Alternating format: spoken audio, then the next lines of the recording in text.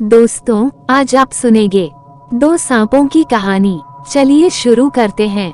बहुत समय पहले की बात है। एक नगर में देवशक्ति नामक राजा रहा करता था। उसके पुत्र के पेट में एक सांप ने अपना डेरा जमा लिया था। पेट में सांप के होने से राजकुमार दिन प्रतिदिन कमजोर होता जा रहा था। ये देख राजा ने कई प्रसिद्ध वैद्य से उसका उपचार कराया, लेकिन राजकुमार के स्वास्थ्य में किसी तरह का सुधार नजर नहीं आ रहा था। राजकुमार के स्वास्थ्य के कारण राजा हमेशा परेशान रहता। ये देखकर एक दिन राजकुमार अपने राज्य से दूर दूसरे राज्य में चला गया और मंदिर में भिखारी की तरह रहने लगा। राजकुमार जिस राज्य में गया था वहाँ बलि नामक राजा राज करता था। उसकी दो जवान बेटियां थीं। दोनों रोज सुबह अपने पिता का आशीर्वाद लेने जाती थीं।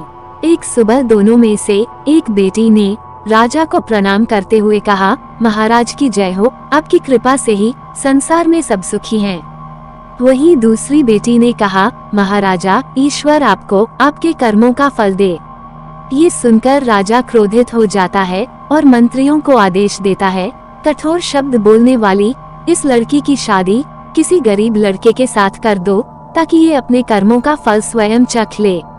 राजा के आदेश के चलते मंत्री मंदिर के पास बैठे भिखारी से उसकी शादी कर देते हैं।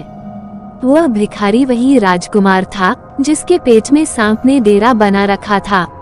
राजकुमारी उसे ही अपना पति मानकर सेवा करने लगती है। कुछ दिन बाद दोनों मंदिर छोड़कर दूसरे देश की यात्रा पर निकल जाते हैं, क्योंकि दोनों मंदिर में रहना सही नहीं समझते। सफर के दौरान रास्ते में राजकुमार थक जाता है और एक पेड़ के नीचे विश्राम करने लगता है। राजकुमारी पास के गांव में भोजन लाने के लिए चली जाती है। जब वह वापस आती है तो सोए हुए पति के मुंह से एक सांप को निकलते देखती है।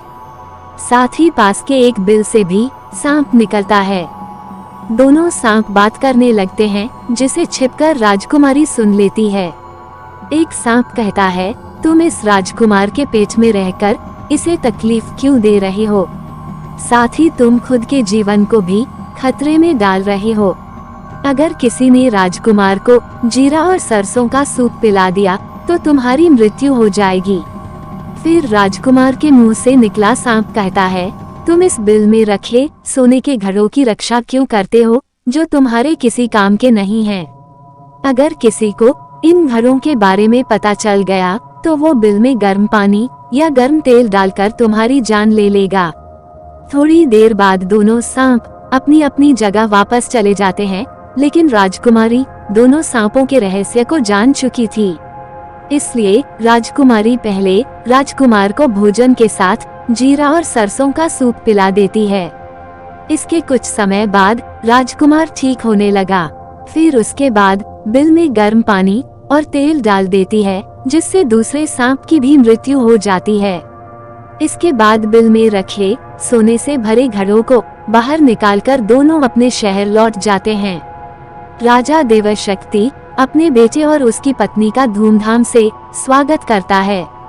इस कहानी से यह सीख मिलती है कि अगर कोई किसी का बुरा सोचता है तो उसका भी बुरा होना तय है। सांप ने राजकुमार का बुरा सोचा तो उल्टा उसका बुरा हुआ।